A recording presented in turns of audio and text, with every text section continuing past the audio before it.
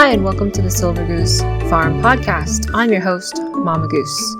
I thought that it would be nice to start a segment called Homestead Headlines because I'm still struggling to get this podcasting, blogging, creative content schedule down and do all of the homesteading stuff at the same time. So maybe this will be a good way for me to quickly get out the news that are happening at the farm and share it with you guys. And then whenever I get my act together, I'll be able to do more in-depth podcasts on a more regular basis. Apologies in advance for the craziness that's happening in the background. I'm currently recording in between dinner time and bedtime, and that is always a time of chaos. I don't know why I decided to do it now, but I had a moment of reprieve from all of the children, and my house responsibilities have just been set aside, and now I'm doing this. But if it does sound like the house is falling down around me, it's not. That's just my everyday life. Okay, so let's continue. But anyway, for this edition of the Homestead Headlines for November 16th, 2022, I guess our first homesteading news is that we're still in the process of balancing our homeschooling schedule, what with our co-op and the extracurricular activities, and then on top of all of that, just our regular homeschooling schedule. Sometimes I feel like we finally found a balance and we're getting things done on time and no one feels rushed and we're checking things off on our to-do list. And then something comes along like family has a visit or there's a bout of illness and our whole schedule is thrown off and we're sort of starting again. So that's just going to be an ongoing project. And I do hope to put in a blog post about homesteading, homeschooling at some point. It's just still in draft form, as most things are. The next thing on our headline is that winter is here. We have frosty mornings, which mean cozy, warm fires in the wood stove, and we're carting loads of wood by the wheelbarrow full every morning and evening to make sure that our house stays nice and warm. And also that the vegetables from the spring are finally frozen and frosted over in all of the garden boxes. We've started the process of clearing out the planting spaces, and over the course of the next few weeks, hopefully, we'll be putting in a layer of compost and fertilizer and mulch to overwinter some of the plants that are more perennial types and to prep the soil for springtime gardening. I think I have mentioned in the past like what our planting schedule is like for the spring, but I haven't really gone in depth on what our winter garden looks like or what that process has been, at least this year, because it's sort of a new thing for us too. So hopefully that'll be another podcast or blog post in the future. We've shut off all of our irrigation systems that are automated because we don't want any frozen water to burst any of the drip lines or break any of the sprinkler heads. And it's been staying pretty damp so that I'm not worried about any of the plants dying, at least from lack of water.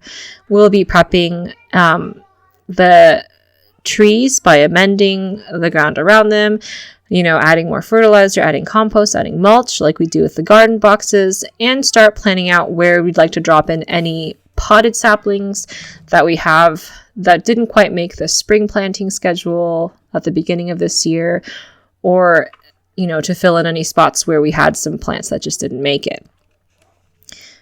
I'm also starting my wish list for new plants I'd like to grow in the spring, although this year it's much shorter than last year. I've kind of got everything that I have wanted, and there's just one or two items that are kind of like dream projects. I don't know if I'll ever get to them or if they're even possible in my growing zone. Like, I really want a pawpaw tree.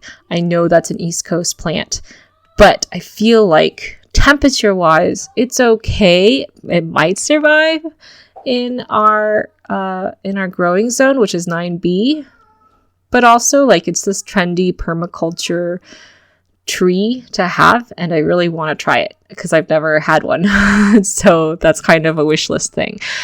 Also, I really want a Persian mulberry tree. I've gotten cuttings from many of my friends and my parents who have a tree, and I just fail to root them every single time. I'm just not very good at that, rooting process of trees. So maybe this year will be the year that I get something to grow.